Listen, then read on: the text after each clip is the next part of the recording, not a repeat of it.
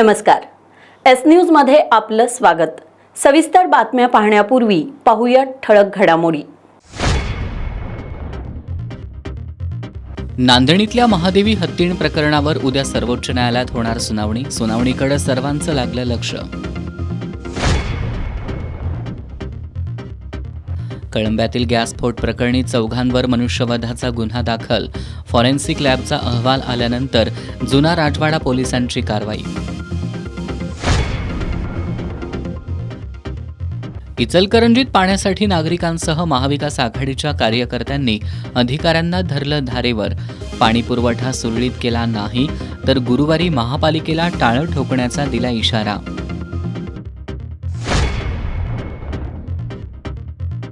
कोल्हापूर महापालिकेच्या काही शाळांमध्ये बोगस विद्यार्थ्यांच्या नावावर शासनाची फसवणूक केली जात असल्याचा वंचित बहुजन आघाडीचा आरोप. चौकशी करून दोषींवर कारवाई करण्याची केली मागणी.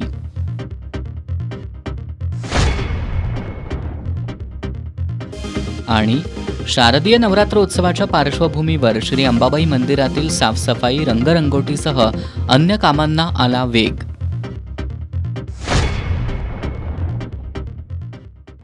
हे आहे GTPL SPN डिजिटल नेटवर्क आणि आपण पाहत आहात चॅनल एस.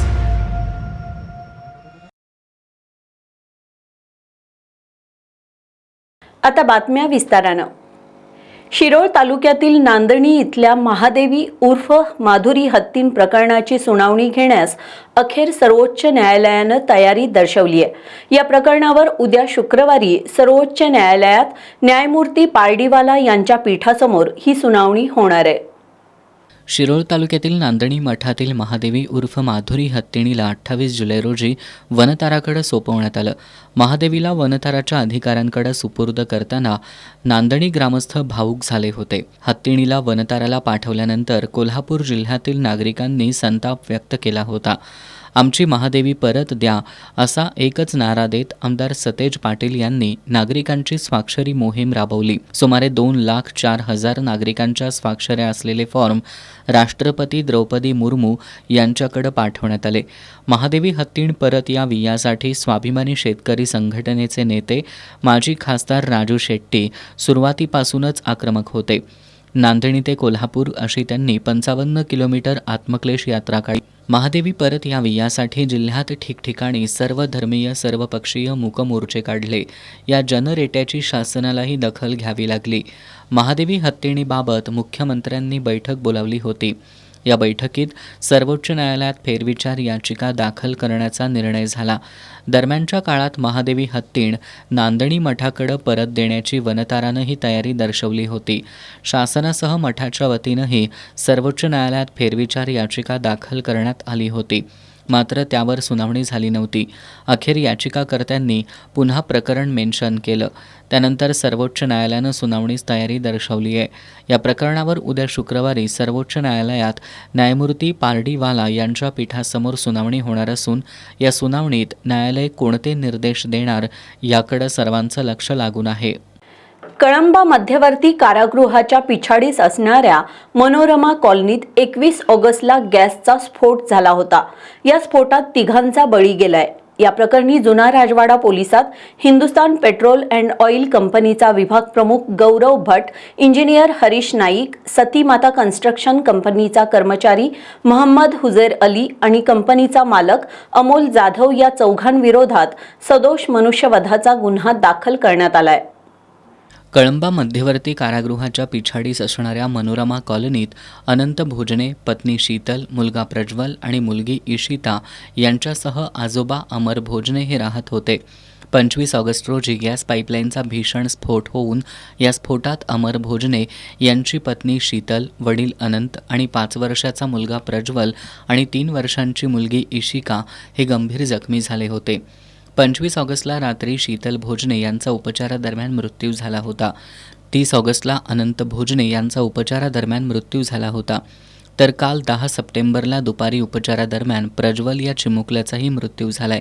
या प्रकरणी फॉरेन्सिक लॅबचा अहवाल जुना राजवाडा पोलिसांना मंगळवारी रात्री उशिरा मिळाला होता. अहवाल प्राप्त झाल्यानंतर गॅस पाईपलाईन जोडणीतील निष्काळजीपणामुळे भोजने कुटुंबियातील तिघांचा मृत्यू झाल्याबद्दल आज राजवाडा पोलिसांनी HP ऑइल कंपनीचे विभाग प्रमुख गौरव भट, इडिलिप्स इंजिनिअरिंग ग्लोबल प्रायव्हेट लिमिटेड कंपनीचा इंजिनियर हरीश नाईक या कामावर देखरेख ठेवून प्रत्यक्ष काम करून घेणाऱ्या सतीमाता कन्स्ट्रक्शन कंपनीचा कर्मचारी महम्मद हुजेर अली आणि सतीमाता कंपनीचा मालक अमोल जाधव या चौघांविरोधात सदोष मनुष्यवधाचा गुन्हा दाखल करण्यात आलाय. या प्रकरणी पोलीस निरीक्षक संजीव झाडे यांच्या मार्गदर्शनाखाली तपास सुरू आहे. शारदीय नवरात्रोत्सव अवघ्या काही दिवसांवर येऊन ठेपलाय. या पार्श्वभूमीवर करवीर निवासिनी श्री अंबाबाई मंदिरातील साफसफाईसह सर्व कामांना गती आली आहे. गरुड मंडपाच्या उभारणीचं काम देखील सध्या प्रगतीपथावर आहे. 3.5 शक्तिपीठांपैकी एक म्हणून ओळखल्या जाणाऱ्या करवीर निवासिनी श्री अंबाबाईचा नवरात्रोत्सव सोहळा दरवर्षी मोठ्या प्रमाणात साजरा करण्यात येतो. शारदीय नवरात्रोत्सव अवघ्या 10 ते 12 दिवसांवर येऊन ठेपल्यानं सध्या मंदिरातील रंगरंगोटीसह स्वच्छता तसंच अन्य कामांना गती आली आहे. श्री अंबाबाई मंदिरातील शेकडो वर्षांपूर्वीच्या गरुड मंडपाचे खांब निखळू लागल्यानं गेल्या 1.5 वर्षांपासून नवीन गरुड मंडपाच्या उभारणीचं काम हाती घेण्यात आलंय. गरुड मंडपाच्या उभारणीसाठी देवस्थान समितीच्या गंगाजळीतून 12,85,92,000 रुपयांचा निधी देण्यात आलाय. यातून नवीन मंडप उभारणीला प्रारंभ करण्यात आलाय. सध्या गरुड मंडपातील 48 पैकी 44 खांब उभारण्यात आलेत. आठवडाभरात सर्व खांबांसह कोरीव कमानी लाकडी छताचं काम पूर्ण करण्याचं नियोजन देवस्थान समितीकडून करण्यात आलंय. शारदीय नवरात्रोत्सवाला 22 सप्टेंबरपासून सुरुवात होतीये. या पार्श्वभूमीवर गरुड मंडपाचं काम लवकर पूर्ण करावं या हेतूनं कारागिरांची संख्या वाढवून गरुड मंडप उभारणीचं काम सध्या युद्धपातळीवर सुरू आहे. त्यात पावसानं विश्रांती दिल्यानं कामाला गती आली आहे. नवरात्रोत्सव सुरू होण्यापूर्वी गरुड मंडपाचं काम पूर्ण करण्याचा देवस्थान समितीचा मानस आहे. इचलकरंजीत गेल्या 8 दिवसांपासून पाणी पुरवठा विस्कळीत झालाय. पाणी पुरवठा सुरळीत नसल्यानं नागरिकांसह महाविकास आघाडीच्या वतीनं शहर अभियंता अभय सुर्लीकर आणि बाजीराव कांबळे यांना घेराव घालत धारेवर धरण्यात आलं. पाणी पुरवठा सुरळीत केला नाही तर येत्या गुरुवारी महापालिकेवर मोर्चा काढून आयुक्त, उपायुक्त आणि अभियंता यांच्या दालनाला आणि महापालिकेला टाळं ठोकू असा इशारा देण्यात आलाय. इचलकरंजीत गेल्या अनेक वर्षांपासून पाण्याची समस्या आहे. नगरपालिका असतानाही जी परिस्थिती होती तीच आज महानगरपालिका असतानाही आहे. इचलकरंजी शहरात 8 दिवसातून एकदा पाणीपुरवठा सुरू आहे. कित्येक कोटींचं टेंडर भरून पाईपलाईन बदलण्याचं काम केलं तरीही पाणीपुरवठा सुरळीत नाही. 8 दिवसातून एकदा पाणी येत असल्यानं त्रस्त झालेल्या नागरिकांसह महाविकास आघाडीच्या वतीनं शहर अभियंता अभय सुर्लीकर आणि बाजीराव कांबळे यांना धारेवर धरण्यात आलं. नागरिकांकडून 365 दिवसांची पाणीपट्टी घेता पण वर्षातून 50 दिवस तरी पाणी देता का असा सवाल नागरिकांनी केला. लवकरात लवकर पाणीपुरवठा सुरळीत झाला नाही तर येत्या गुरुवारी महापालिकेवर मोर्चा काढून आयुक्त, उपायुक्त आणि अभियंता यांच्या दालनाला आणि महानगरपालिकेला टाळं ठोकू असा इशारा देण्यात आलाय. यावेळी शशांक बावचकर, सागर चाळके, प्रकाश मोरबाळे, बाबासाहेब कोतवाल, मलकारी लवटे यांच्यासह महाविकास आघाडीचे कार्यकर्ते उपस्थित होते. कोल्हापुरातील महापालिकेच्या काही शाळांमध्ये बोगस विद्यार्थ्यांच्या नावावर शासनाची फसवणूक केली जात असल्याचा आरोप वंचित बहुजन आघाडीनं केलाय. या प्रकरणी चौकशी करून दोषींवर कठोर कारवाई करण्यात यावी अशी मागणी त्यांनी महापालिकेचे उपायुक्त कपिल जगताप यांच्याकडे केली आहे. कोल्हापूर महानगरपालिकेच्या शहरातील अनेक शाळांमध्ये प्रत्यक्षात विद्यार्थी नसतानाही त्यांच्या नावावर पोषण आहाराचा लाभ तसंच शिक्षक आणि शिक्षकेतर कर्मचाऱ्यांचं वेतन घेतलं जात असल्याचा गंभीर आरोप वंचित बहुजन आघाडीनं केलाय. अनेक विद्यार्थी प्रत्यक्षात इतर इंग्रजी माध्यम किंवा खाजगी अकॅडमींमध्ये शिक्षण घेत असून त्यांची नावं महापालिका शाळांमध्ये नोंद करून ठेवली जात आहेत. यामुळं बनावट विद्यार्थ्यांच्या नावावर सरकारी निधीचा अपव्यय होतोय. या शाळांमध्ये वर्गनिहाय पटसंख्या नाहक वाढवली जाते. यामुळं खऱ्या विद्यार्थ्यांचं शिक्षण खोळंबतंय. या प्रकारामुळं महापालिकेच्या शाळांमध्ये खाजगी शाळांना मुद्दाम प्रोत्साहन देण्यासाठी कट कारस्थान रचलं जात असल्याची शक्यता व्यक्त करण्यात येते. शिक्षण अधिकाऱ्यांकडून जाणून बुजून याकडे दुर्लक्ष केलं जात असल्याचा आरोपही यावेळी करण्यात आला. यावर तात्काळ चौकशी समिती नेमून दोषी शिक्षक, शाळा, अधिकारी आणि संबंधित खासगी संस्थांवर कारवाई करावी अशी मागणी वंचित बहुजन आघाडीनं महापालिकेकडे निवेदनाद्वारे केली आहे. अन्यथा तीव्र आंदोलन छेडण्याचा इशारा वंचित बहुजन आघाडीने दिलाय.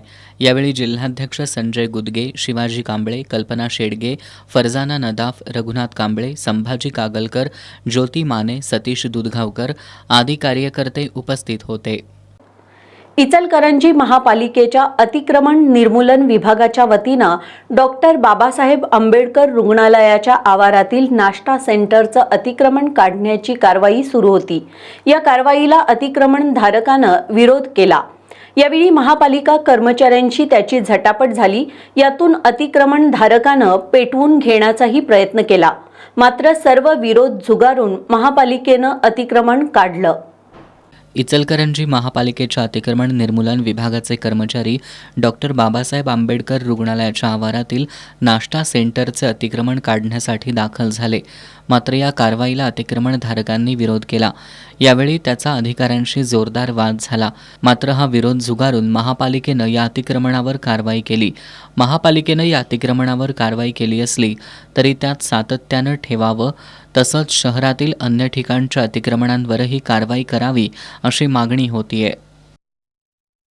शारदीय नवरात्रोत्सवाच्या पार्श्वभूमीवर करवीर निवासिनी श्री अंबाबाई मंदिरातील दानपेटीतल्या रकमेची मोजदाद आज पूर्ण झाली. एकूण 10 दानपेट्यांमध्ये 1,56,84,533 रुपये इतकी रक्कम जमा झाली आहे. करवीर निवासिनी श्री अंबाबाई देवीच्या दर्शनासाठी देशभरातून लाखो भाविक येत असतात. हे भाविक मोठ्या भक्तिभावानं दानसुद्धा करतात. अंबाबाई मंदिरात एकूण 10 दानपेट्या आहेत. 22 सप्टेंबरपासून शारदीय नवरात्रोत्सवाला सुरुवात होतीये. या पार्श्वभूमीवर स्वच्छता मोहीम राबवताना या दानपेट्यांमध्ये पाणी जाऊन नोटा खराब होऊ नयेत यासाठी या दानपेट्या उघडण्यात आल्यात. सोमवारपासून यातील रक्कम मोजदाद कामाला सुरुवात करण्यात आली आहे. यातील फक्त नोटा आणि नाणी यांची मोजदाद करण्यात आली आहे. यामध्ये जे सोन्या चांदीचे दागिने आढळतील त्यांचं मूल्यमापन सरकारमान्य मूल्यांकनाकडून निश्चित करण्यात येणार आहे. एकूण 10 दानपेट्यांमध्ये 1,56,84,533 रुपये इतकी रोख रक्कम जमा झाली आहे अशी माहिती पश्चिम महाराष्ट्र देवस्थान समितीच्या वतीनं देण्यात आली. कोल्हापुरातील शेंडा पार्कमधील ऐतिहासिक कुष्ठधाम इमारतीच्या संवर्धनासाठी आज सकाळी यूथ डेव्हलपमेंट फाउंडेशनच्या वतीनं आंदोलन करण्यात आलं. हेरिटेज वास्तूच्या उपेक्षेचा निषेध करत गोवंश व्यवस्थापनासाठी गो आश्रम सुरू करण्याची मागणी यावेळी करण्यात आली.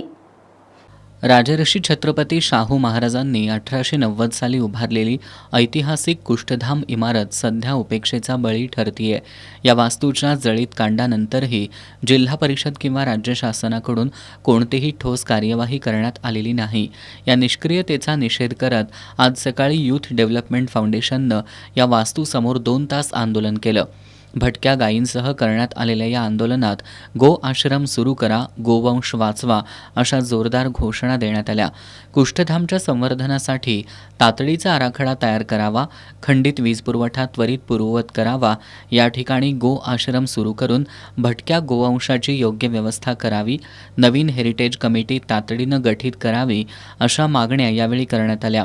या आंदोलनात पर्यावरण अभ्यासक सुहास वायंगणकर, यूथ डेव्हलपमेंट फाउंडेशनचे अध्यक्ष राहुल चौधरी, फिरोज शेख, चंद्रकांत कांडेकरी, निवास भोसले, रतन बाणदार, संतोष जाधव, रियाज डांगे, शंकर खामकर, संतोष सस्ते, साताप्पा रुमाले, पांडुरंग गवळी, गणेश वाडकर, रजाक हुक्केरी आदींनी सहभाग घेतला. गोकुळ दूध संघाच्या दूध संकलनात वाढ होण्यासाठी उत्पादकांनी प्रयत्न करावेत असं आवाहन खासदार शाहू महाराज छत्रपती यांनी केलंय. दूध उत्पादकांच्या सत्कार कार्यक्रमात ते बोलत होते. गोकुळ दूध संघाचे संचालक डॉक्टर चेतन नरके यांच्या वाढदिवसानिमित्त अधिकाधिक दूध उत्पादन घेणाऱ्या शेतकऱ्यांचा सत्कार आयोजित करण्यात आला होता. यावेळी खासदार शाहू महाराज यांनी चेतन नरके यांना वाढदिवसाच्या शुभेच्छा दिल्या. यावेळी खासदार शाहू महाराज यांच्या अधिक दूध उत्पादन घेणाऱ्या शेतकऱ्यांचा सत्कार करण्यात आला. या प्रसंगी गोकुळ दूध संघाचे माजी चेअरमन अरुण नरके, संचालक डॉक्टर चेतन नरके यांची प्रमुख उपस्थिती होती. यावेळी बोलताना खासदार शाहू महाराज यांनी गोकुळ दूध संघाचं संकलन वाढवण्यासाठी दूध उत्पादकांनी दुधाचं उत्पादन वाढीसाठी प्रयत्न करावेत असं आवाहन केलं. गोकुळ दूध संघाचे संचालक डॉक्टर चेतन नरके यांनी दूध उत्पादकांच्या पाठीव त्यांच्या कष्टाबद्दल कौतुकाची थाप देण्यासाठी आम्ही त्यांचा गौरव करत असल्याचं सांगितलं. यावेळी अरुण नरके फाउंडेशनचे विश्वस्त अनिल बर्गे, सत्यशील नरके, सचिन घोरपडे आदी उपस्थित होते. दरम्यान डॉक्टर चेतन नरके यांना दिवसभरात राज्याचे उपमुख्यमंत्री अजित पवार, वैद्यकीय शिक्षण मंत्री हसन मुश्रीफ, विधान परिषदेतील काँग्रेसचे गटनेते आमदार सतेज पाटील, माजी मंत्री राजेश टोपे, खासदार नारायण राणे, खासदार सुप्रिया सुळे, आमदार रोहित पवार आदींनी दूरध्वनीवरून वाढदिवसाच्या शुभेच्छा दिल्या. तसंच राजकीय, सामाजिक, सहकार, शैक्षणिक, क्रीडा अशा विविध क्षेत्रातील मान्यवरांनी प्रत्यक्ष भेटून शुभेच्छा दिल्या. कोल्हापूर शहराची हद्दवाढ रखडणार का? महापालिकेच्या निवडणुकीपूर्वी हद्दवाढ होणार की नाही यावर संभ्रम वाढताना दिसतोय. याच पार्श्वभूमीवर हद्दवाढ कृती समितीनं आज अतिरिक्त आयुक्त शिल्पा दरेकर यांची भेट घेतली. हद्दवाढीबाबत तातडीनं भूमिका स्पष्ट करून 31 डिसेंबर 2025 पूर्वी हद्दवाढ करावी अशी मागणी यावेळी करण्यात आली. कोल्हापूर शहराची हद्दवाढ अनेक वर्षांपासून रखडली आहे. आता जनगणना आणि स्थानिक स्वराज्य संस्थांच्या निवडणुकांमुळे हद्दवाढीची प्रक्रिया आणखी मागं जाण्याची शक्यता आहे. त्यामुळे आज कोल्हापूर शहर हद्दवाढ कृती समितीनं अतिरिक्त आयुक्त शिल्पा दरेकर यांची भेट घेऊन 31 डिसेंबर 2025 पूर्वीच कोल्हापूर शहराची हद्दवाढ झाली पाहिजे अशी मागणी केली आहे. महापालिकेनं हद्दवाढी संदर्भात शासनाला नवा प्रस्ताव पाठवलाय, याची माहिती द्यावी अशी मागणी समितीनं केली आहे. निवडणुकीसाठी प्रारूप मतदारसंघ जाहीर झाला असला तरी हद्दवाढीविना निवडणूक झाल्यास कोल्हापूरच्या विकासावर परिणाम होणार आहे. त्यामुळे प्रशासनानं हद्दवाढीबाबत तातडीनं भूमिका स्पष्ट करावी अशी मागणी समितीनं केली. दरम्यान निवडणुकीची अद्याप तारीख निश्चित झालेली नाही. निवडणुकीचं काम हे नगरविकास विभागाच्या कामकाजानुसार सुरू असल्याचं पत्र महापालिकेकडून देण्यात आलंय. यावेळी बाबा इंदुलकर, सचिन चव्हाण, दिलीप देसाई, बाबा पार्टे, अनिल कदम, रघु कांबळे यांच्यासह कृती समितीचे कार्यकर्ते उपस्थित होते. प्रधानमंत्री आवास योजनेच्या दुसऱ्या टप्प्याअंतर्गत कागल तालुक्यात मंजूर झालेल्या 7,812 घरकुलांपैकी अनेक घरकुलांचं बांधकाम अद्याप सुरू नाही. त्यामुळे लाभार्थ्यांना प्रोत्साहित करण्यासाठी आणि त्यांच्या शंका अडचणी दूर करण्यासाठी कागल पंचायत समितीनं आज एक दिवस घरकुलासाठी 2.0 हा विशेष उपक्रम राबवण्यात आला. प्रधानमंत्री आवास योजनेच्या दुसऱ्या टप्प्याअंतर्गत कागल तालुक्यात मंजूर झालेल्या 7,812 घरकुलांपैकी अनेक घरकुलांचं बांधकाम अद्याप सुरू नाही. त्यामुळे लाभार्थ्यांना प्रोत्साहित करण्यासाठी आणि त्यांच्या शंका अडचणी दूर करण्यासाठी कागल पंचायत समितीनं आज एक दिवस घरकुलासाठी 2.0 हा विशेष उपक्रम राबवण्यात आला. या उपक्रमात एकाच दिवशी 4,112 घरकुल लाभार्थ्यांना भेटून समुपदेशन, मार्गदर्शन आणि समस्यांचं निराकरण करण्यात आलंय. कुलदीप बोंगे यांनी या उपक्रमामुळे घरकुल लाभार्थ्यांना प्रोत्साहित करून 100% घरकुलं पूर्ण करण्यासाठी नक्कीच गती मिळेल असा विश्वास व्यक्त केला. मोहिमेत गटविकास अधिकारी, सहाय्यक गटविकास अधिकारी, तालुका आरोग्य अधिकारी, कृषी अधिकारी, उपअभियंता, विविध विस्तार अधिकारी, अंगणवाडी पर्यवेक्षिका आदी एकूण 60 अधिकारी, कर्मचारी, पालक सहभागी झाले होते. सरपंच, उपसरपंच, सदस्य आणि ग्रामपंचायत अधिकाऱ्यांचंही यासाठी सहकार्य मिळालं. जम्मू आणि काश्मीरमध्ये राष्ट्रचिन्ह अशोक स्तंभाचा अवमान करण्यावर कठोर कारवाई करावी अशी मागणी हिंदू जनजागृती समितीच्या वतीनं करण्यात आली. निवासी उपजिल्हाधिकारी संजय तेली यांना या मागणीचं निवेदन देण्यात आलं. जम्मू आणि काश्मीरमध्ये राष्ट्रचिन्ह अशोक स्तंभाचा अवमान झाल्याची घटना समोर आली आहे. या कृत्याचा हिंदू जनजागृती समितीच्या वतीनं निषेध करण्यात आलाय. अशोक स्तंभाचा अवमान करणाऱ्यांवर कठोर कारवाई करावी अशी मागणी समितीच्या वतीनं करण्यात आली आहे. या मागणीचं निवेदन निवासी उपजिल्हाधिकारी संजय तेली यांना देण्यात आलं. यावेळी मनोहर सोरप, शिवानंद स्वामी, राजू यादव, शीला माने आदी उपस्थित होते. आता एक नजर टाकूयात महत्त्वाच्या बातम्यांवर संक्षिप्त स्वरूपात. फास्ट न्यूजचे प्रायोजक गोकुळ. बाळ, फ्रीजमधून श्रीखंड काढ ना. आम्ही पूर्वी घरीच बनवायचो श्रीखंड. त्याची चवच वेगळी होती. आता काय, सगळं रेडीमेड. आजी, हे श्रीखंड खाऊन बघ. आज तुझ्या आईनं घरीच बनवलं की काय? हे आहे गोकुळचं श्रीखंड. अगदी जिभेवर रेंगाळणार. जिभेवरच नाही तर मनावरही रेंगाळणार. गोकुळ श्रीखंड, मनावर रेंगाळणार. पोलिसांनी पूर्वग्रहांपासून अलिप्त राहावं, अकोला दंगल प्रकरणाच्या तपासावर ताशेरे ओढत सर्वोच्च न्यायालयानं दिले SIT स्थापन करण्याचे आदेश. आशिया चषक क्रिकेट स्पर्धेतला रविवारचा भारत-पाक यांच्यातील सामना रद्द करण्याच्या याचिकेवर तातडीनं सुनावणी घेण्यास सर्वोच्च न्यायालयाचा नकार. एवढी काय गडबड आहे? हा एक सामना आहे, तो होऊ द्या, न्यायमूर्ती माहेश्वरींनी केलं स्पष्ट. बाजारपेठांमधील मंदिरं ही सार्वजनिक मालमत्ता, मांस दुकानं बंद करण्याचा आदेश योग्यच, राजस्थान उच्च न्यायालयाचा निकाल. आता खून आणि क्रिकेट कसे एकत्र? भारत-पाक क्रिकेट सामन्यावरून संजय राऊत यांचा भाजपाला सवाल. चिमुकलीच्या घशात चॉकलेट अडकलं, बीडमध्ये 7 महिन्यांच्या बाळाचा दुर्दैवी मृत्यू. सोलापुरात ढगफुटी सदृश्य पाऊस, रात्रभरात 118 मिलीमीटर पावसाची नोंद. लाडकी बहीण योजनेच्या ऑगस्ट महिन्याचा हप्ता वितरणास सुरुवात, महिला आणि बालकल्याण मंत्री आदिती तटकरे यांची माहिती. भंगार गोळा करत औद्योगिक वसाहतीमध्ये चोरी करणाऱ्या तिघांना स्थानिक गुन्हे शाखेच्या पोलिसांनी अटक केली आहे. सुरेश पडियार, विकी गोसावी आणि राहुल पडियार अशी त्यांची नावं असून अन्य 2 आरोपी फरार आहेत. पोलिसांनी त्यांच्याकडून तांब्याची तार, रॉड आणि चोरीचं साहित्य वाहतूक करण्यासाठी वापरण्यात आलेला टेम्पो असा सुमारे 8 लाखांचा मुद्देमाल जप्त केलाय. भंगार गोळा करण्याच्या निमित्तानं औद्योगिक वसाहतीच्या ठिकाणी जाऊन त्या ठिकाणी चोरी करणारे आरोपी चोरीचं साहित्य विक्रीसाठी येणार असल्याची माहिती स्थानिक गुन्हे अन्वेषण शाखेच्या पोलिसांना मिळाली होती. त्यानुसार पोलिसांनी सांगली फाटा परिसरात सापळा रचून चोरीचं साहित्य विक्रीसाठी आलेल्या तिघांना अटक केली आहे. सुरेश पडियार, विकी गोसावी, राहुल पडियार अशी त्यांची नावं आहेत, तर अन्य 2 आरोपी फरार आहेत.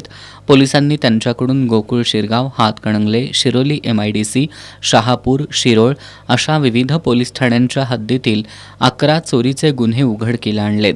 त्यांच्याकडून तांब्याची तार, रॉड आणि चोरीचं साहित्य वाहतुकीसाठी वापरण्यात आलेला टेम्पो असा सुमारे 8 लाखाचा मुद्देमाल जप्त केलाय. पोलीस निरीक्षक रवींद्र कळमकर, पोलीस उपनिरीक्षक शेष मोरे, अंमलदार प्रवीण पाटील, सत्यजित तानुगडे, दीपक घोरपडे, संजय हुंबे, प्रदीप पाटील, अरविंद पाटील, अमित सरजे, सतीश सूर्यवंशी यांनी ही कारवाई केली आहे. मुख्यमंत्री युवा प्रशिक्षणाच्या माध्यमातून सरकारनं आपली फसवणूक केली आहे असा आरोप करत शासनानं थकीत विद्यावेतन तात्काळ द्यावं अशी मागणी प्रशिक्षणार्थी रवींद्र जाधव यांनी केली आहे. जर शासनानं याची दखल घेतली नाही तर आमरण उपोषण करू असा इशारा त्यांनी दिलाय. या संदर्भातील निवेदन त्यांनी पन्हाळा तालुका पंचायत समितीच्या गटविकास अधिकाऱ्यांना दिलं. गेल्या 6 महिन्यापूर्वी आम्हाला व्यवस्थित मानधन मिळाले, पण आता 5 महिने आम्हाला मानधनच मिळालेलं नाही. वारंवार पंचायत समिती, पन्हाळा गटविकास अधिकारी यांच्याकडे पाठपुरावा करून सुद्धा अद्याप आम्हाला मानधन मिळालेलं नाही. त्यांचे पूर्णपणे दुर्लक्ष आहे. जिल्हा परिषद ग्रामपंचायत अधिकारी मीनाक्षी मगदूम या वारंवार आम्हाला उडवाउडीची उत्तरे देतात. अद्याप त्यांनी फेब्रुवारीचे हजेरी रिपोर्ट ऑनलाईन सुद्धा केलेले नाही. तरी मी पंचायत समिती पन्हाळा यांना आमरण उपोषणाचा इशारा दिलेला, अद्याप त्याचे मला उत्तरही मिळालेलं नाही. आज आमचे 30 सप्टेंबर रोजी कार्यकाल संपणार असून अद्याप आम्हाला मानधन नाही. आमच्यावर एक प्रकारचा अन्याय सुरू आहे जाणीवपूर्वक. कोणत्याही अधिकाऱ्यांनी याची दखल घेतलेली नाही. राधानगरी दाजीपूर राज्यमार्गाचं काम धामोड शिरगाव दरम्यान थांबलंय. यामुळे रस्त्यावरून प्रवाशांना जीव धोक्यात घालून प्रवास करावा लागतोय. शिवाय धुळीच्या साम्राज्यामुळे श्वसनाचे आजारही बळावत आहेत. संबंधित ठेकेदार कंपनीच्या दिरंगाईमुळे हा मार्ग धोकादायक बनला असून कुणाचा जीव गेल्यावरच प्रशासन जागं होणार का असा संतप्त सवाल व्यक्त होतोय. या राज्यमार्गाच्या कामाबाबत आढावा घेतलाय आमचे राधानगरी प्रतिनिधी नामदेव कुसाळे यांनी. बालिंगा दाजीपूर या मार्गाला शासनानं राज्यमार्गाचा दर्जा देऊन तब्बल 250 कोटींचा निधी मंजूर केलेला आहे. हे मार्ग जवळपास 1 वर्ष झालं या रस्त्याचं काम सुरू आहे. सध्या आपण पाहू शकताय कोणत्याही प्रकारचे सुरक्षितेचे नियम या रस्त्याचं काम करत असताना पाळलेले दिसत नाहीत. रस्त्याचं काम गेली वर्षभर रखडल्यामुळं परिसरातील प्रवास करणाऱ्या नागरिकांना जीवघेणा असा प्रवास करावा लागतो आहे. अनेक ठिकाणी रस्ता उकरलेला आहे आणि त्यामुळं जाताना मोठ्या प्रमाणात धुळीचं साम्राज्य असते. अनेक ठिकाणी मोहरीसाठी उकरलेलं आहे आणि उकरल्यानंतर तिथे ज्या पाईप आहेत त्यासुद्धा अस्ताव्यस्त अशा टाकलेल्या आहेत. गेली वर्षभर अशी स्थिती असल्यामुळं पावसाळ्यामध्ये मोठ्या प्रमाणात अपघातांना नागरिकांना सामोरे जावे लागलेलं आहे. वळणावरती किंवा काम सुरू असल्याचा कुठेही बोर्ड दिसत नाही. त्याचबरोबर रिफ्लेक्टरसुद्धा लावलेलं नाहीत. त्यामुळं धोकादायक स्थितीत हे काम सुरू आहे आणि गेली वर्षभर हे काम रखडत राहिल्यामुळं नागरिकांना मोठ्या प्रमाणात त्रास सहन करावा लागत आहे. त्याचबरोबर रस्ता अनेक ठिकाणी जे रस्त्याच्या बाजूला डोंगर किंवा डागा आहेत त्या डोंगर खाचलेला आहेत. त्यामुळं पावसाळ्यामध्ये अनेक ठिकाणी भूस्खलनसुद्धा झालेलं आहे. त्यामुळं हे जे काम सुरू आहे ते नागरिकांच्या सेवेसाठी आहे का त्यांचा जीव धोक्यात घालण्यासाठी आहे असा प्रश्न आता इथे जे प्रवास करणारे नागरिक आहेत त्यांच्याकडून उपस्थित केला जात आहे. त्यामुळं भविष्यात जे आता बंद आहे काम ते लवकरात लवकर सुरू करण्याची गरज आहे. कारण काही महिन्यावरती आता साखर कारखान्याचा हंगाम सुरू होणार आहे आणि हा हंगाम सुरू झाल्यानंतर मोठ्या प्रमाणात प्रवाशांची कोंडी निर्माण होणार आहे. ही कोंडी रोखण्यासाठी आता हे काम लवकरात लवकर सुरू करून पूर्ण करण्याची गरज आहे. तरच नागरिकांना या रस्त्याचा खरा उपयोग होणार आहे. एस न्यूजसाठी नामदेव कुसाळे, राधानगरी. कोल्हापुरातील महाद्वार आणि ताराबाई रोडवर अनेक व्यापाऱ्यांनी महापालिकेची कोणतीही परवानगी न घेता बेकायदेशीरपणे अतिक्रमण केल्याचा आरोप भाजपने केलाय. या पार्श्वभूमीवर आज भाजपच्या शिष्टमंडळानं महापालिकेचे अतिरिक्त आयुक्त रविकांत अडसूळ यांची भेट घेऊन येत्या 2 दिवसात कठोर कारवाई करावी, अन्यथा संपूर्ण रस्त्यावर असंख्य कॉट्स टाकून आंदोलन छेडण्याचा इशारा दिलाय. कोरोना काळानंतर कोल्हापूर शहरातील महाद्वार रोड आणि ताराबाई रोडवर व्यावसायिकांनी मोठ्या प्रमाणावर अतिक्रमण केलंय. यामुळे रस्त्यालगतच्या गल्लीबोळांमध्ये पार्किंगची तीव्र समस्या निर्माण झाली आहे. याचा नागरिकांना मनस्ताप सहन करावा लागतोय. कपिलतीर्थ मंडई परिसरात रस्त्यावरच खुलेआम भाजी विक्री सुरू असून व्यावसायिकांनी आपले साहित्य आणि स्टँड्स रस्त्यावरच मांडलेत. नवीन बांधकाम झालेल्या इमारतींच्या पार्किंग जागांवरही अतिक्रमण केलंय. हे अतिक्रमण महापालिकेच्या परवानगीशिवाय करण्यात आलं असून यामागं प्रशासनातील काही अधिकारी सामील असल्याचा आरोप भारतीय जनता पार्टीनं केलाय. येत्या 2 दिवसात अतिक्रमणाविरोधात कठोर कारवाई करावी, अन्यथा भाजपच्या विरोधात संपूर्ण महाद्वार आणि ताराबाई रोडवर असंख्य कॉट्स टाकून आंदोलन करण्यात येईल, असा इशारा भाजपचे जिल्हा उपाध्यक्ष हेमंत आराध्ये यांनी दिलाय. ताराबाई रोड इथं जे अनधिकृतरित्या जे अतिक्रमण झालेलं आहे हे वर्षानुवर्ष अतिक्रमण वाढत निघालेलं आहे. या अतिक्रमणांवर कारवाई तातडीनं व्हायला पाहिजे अशी भूमिका भारतीय जनता पार्टीच्या शिष्टमंडळाची होती. या महाद्वार रोडवर ताराबाई रोडवर जे भाजीपाला विकायला बसतात, ज्यांनी अनधिकृत अतिक्रमण केलेलं आहे, ज्या पद्धतीचं प्लॅन मंजूर असतात महानगरपालिकेचे की पार्किंगसाठी जागा, या ठिकाणी देखील मुबलक अतिक्रमण झालेलं आहे. हे सगळं अतिक्रमण निघालं नाही तर भारतीय जनता पार्टी सोमवारी किंवा मंगळवारी या ठिकाणी मोठ्या तीव्रतेनं आंदोलन करण्याचा इशारा देऊन आत्ता अडसूळ साहेबांच्या केबिनमधून आम्ही बाहेर पडलेलो आहे. याबाबत महापालिकेचे अतिरिक्त आयुक्त रविकांत अडसूळ यांना निवेदन देण्यात आलंय. येत्या 2 दिवसात या प्रश्नावर ठोस आणि कठोर कारवाई करण्यात येईल, असं आश्वासन अतिरिक्त आयुक्त रविकांत अडसूळ आणि अतिक्रमण विभागाचे प्रमुख विलास साळोखे यांनी दिलं. यावेळी जिल्हा सरचिटणीस विराज चिखलीकर यांच्यासह भाजपचे पदाधिकारी कार्यकर्ते उपस्थित होते. कोल्हापुरातील न्यू कॉलेजचा मराठी विभाग, शाश्वत फाउंडेशन आणि भाषा विकास संशोधन संस्था यांच्या संयुक्त विद्यमानं राष्ट्रीय लोकशाही दिनानिमित्त खुल्या राज्यस्तरीय वक्तृत्व स्पर्धेचं आयोजन करण्यात आलंय. ही स्पर्धा 16 सप्टेंबर सकाळी 10 ते सायंकाळी 5 या वेळेत शिवाजी पेठेतील न्यू कॉलेज ऑडिटोरियम हॉलमध्ये होणार आहे. राज्यातील जास्तीत जास्त स्पर्धकांनी या स्पर्धेत सहभाग घ्यावा असं आवाहन प्राचार्य VM पाटील यांनी केलंय. कोल्हापुरातील न्यू कॉलेजचा मराठी विभाग शाश्वत फाउंडेशन आणि भाषा विकास संशोधन संस्था यांच्या संयुक्त विद्यमानं राष्ट्रीय लोकशाही दिनानिमित्त खुल्या राज्यस्तरीय वक्तृत्व स्पर्धेचं आयोजन करण्यात आलंय. ही स्पर्धा 16 सप्टेंबरला सकाळी 10 ते सायंकाळी 5 या वेळेत शिवाजी पेठेतील न्यू कॉलेज ऑडिटोरियम हॉल इथं होणार आहेत. अभिजात मराठी भाषा वास्तव आणि वर्तमान, महाराष्ट्र कालचा आजचा आणि उद्याचा, लोकशाही आणि निवडणुका, भारत महासत्ता झाला का, महाराष्ट्राने देशाला काय दिले, नवशैक्षणिक धोरण तारक की मारक असे स्पर्धेतील विषय असणार आहेत. स्पर्धेतील विजेत्यांना अनुक्रमे 15,000, 10,000 आणि 7,000 अशी बक्षिसं असणार आहेत. स्पर्धेसाठी 200 रुपये भरून नाव नोंदणी करायची आहे. या स्पर्धेत राज्यभरातील स्पर्धकांनी मोठ्या संख्येनं सहभाग घ्यावा असं आवाहन न्यू कॉलेजचे प्राचार्य V.M. पाटील यांनी केलंय. राष्ट्रीय लोकशाही दिनाच्या निमित्तानं या स्पर्धेचं आयोजन केलेलं आहे आणि यामध्ये विविध विषय 6 विषय वेगवेगळ्या स्वरूपाचे दिले आहेत आणि या माध्यमातून जे काही महत्त्वाचे सध्याचे जे काही प्रश्न आहेत या प्रश्नाच्या अनुषंगानं राज्यव्यापी चर्चा घडवून आणावी या उद्देशानं या स्पर्धेचं आयोजन करण्यात आलेलं आहे. आणि या स्पर्धेसाठी संपूर्ण महाराष्ट्रातील महाविद्यालयांच्यापर्यंत आणि सर्वच पातळीवरती त्याची प्रसिद्धी देऊन मुलांच्यापर्यंत आम्ही पोचलेलं आहे आणि या राज्यस्तरीय स्पर्धेमध्ये मोठ्या प्रमाणात विद्यार्थी सहभागी होतील आणि ते आपले विचार मांडतील आणि जे काही आम्ही विषय याच्यामध्ये ठेवले आहेत त्या विषयाची चर्चा अतिशय चांगल्या पद्धतीनं होईल.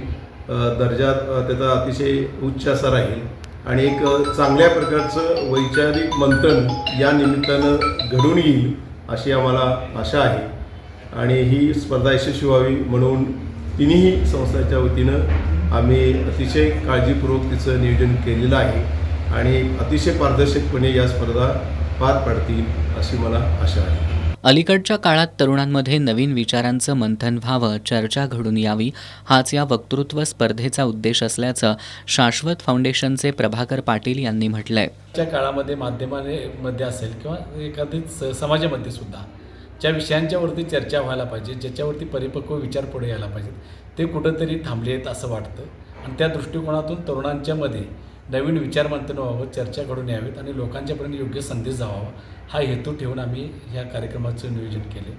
महाराष्ट्राची 75 येतेच तर त्या दृष्टिकोनातून कालचा महाराष्ट्र, आजची स्थिती काय आणि येणाऱ्या काळामध्ये कशा पद्धतीची 75 महाराष्ट्राची साजरी झाली पाहिजे या दृष्टिकोनातून हा आम्ही उपक्रम चालू केलेला आहे. स्पर्धेच्या अधिक माहितीसाठी प्राध्यापक G.R. पाटील 90 75 05 74 16 आणि प्रभाकर पाटील 91 58 18 53 00 यांच्याशी संपर्क साधावा असं आवाहन करण्यात आलंय. 13 सप्टेंबर ते 17 सप्टेंबर या कालावधीत चिन्मय मिशनच्या स्वामिनी विमलानंदा यांची संवाद ईश्वराशी या विषयावर कोल्हापुरात व्याख्यानमाला आयोजित करण्यात येणार आहे अशी माहिती चिन्मय सेवा समितीच्या वतीनं पत्रकार बैठकीत देण्यात आली.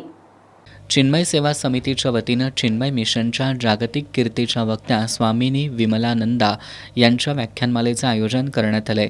13 सप्टेंबर ते 17 सप्टेंबर या कालावधीत सायंकाळी 6:30 ते 6:45 या वेळेत संवाद ईश्वराशी या विषयावर त्या मार्गदर्शन करणार आहेत. तर 15 ते 17 सप्टेंबर दरम्यान सकाळी 11 ते 12 या वेळेत सत्संग आणि प्रश्नोत्तरं आयोजित करण्यात येणार आहेत.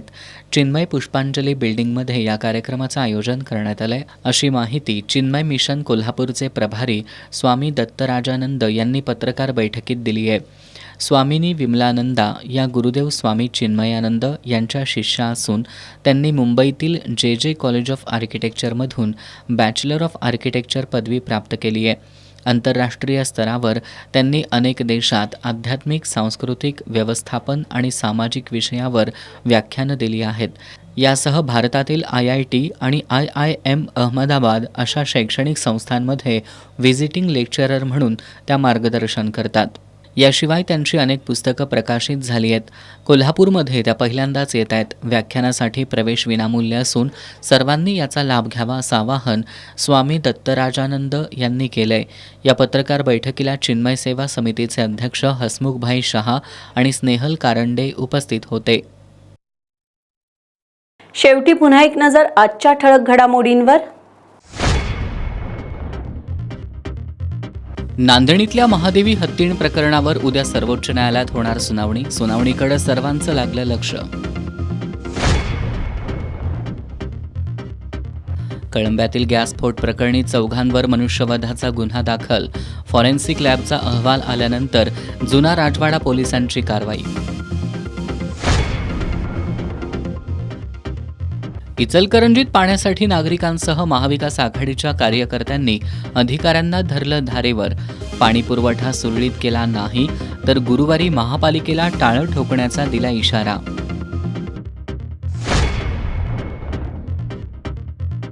कोल्हापूर महापालिकेच्या काही शाळांमध्ये बोगस विद्यार्थ्यांच्या नावावर शासनाची फसवणूक केली जात असल्याचा वंचित बहुजन आघाडीचा आरोप.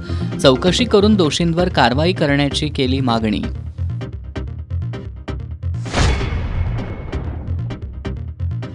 आणि शारदीय नवरात्रोत्सवाच्या पार्श्वभूमीवर श्री अंबाबाई मंदिरातील साफसफाई, रंगरंगोटीसह अन्य कामांना आला वेग.